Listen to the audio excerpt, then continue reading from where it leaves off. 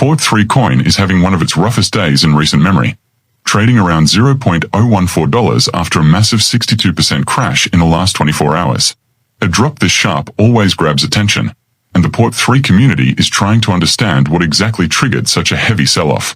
Looking at the market behavior, it's clear this wasn't just a normal correction. This was a liquidity washout fueled by panic, profit-taking, and broader market weakness. The main pressure seems to have come from over-leveraged long positions getting wiped out. PORT3 had been pumping aggressively earlier, which attracted a lot of short-term traders trying to ride the momentum. But once Bitcoin pulled back and sentiment across mid-cap altcoins shifted bearish, PORT3 became one of the first tokens to experience cascading liquidations.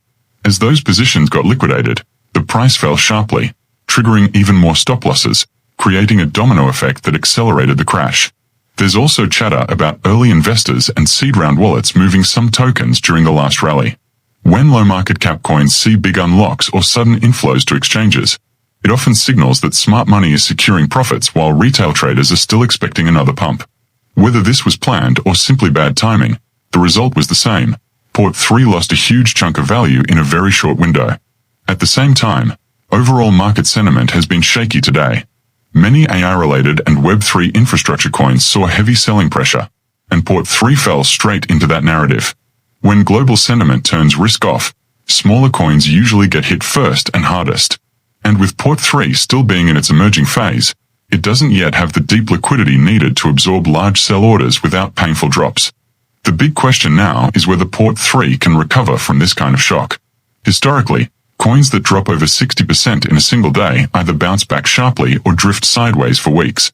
PORT3 will need strong buying interest, fresh updates, or a sentiment boost from Bitcoin before it can form a clear reversal. If the team announces new partnerships, especially anything related to Web3 identity, data sharing, or cross-chain integrations, the token could regain market confidence quickly. In the short term, PORT3 needs to hold above the $0.012 to $0.013 zone to avoid slipping into another wave of selling.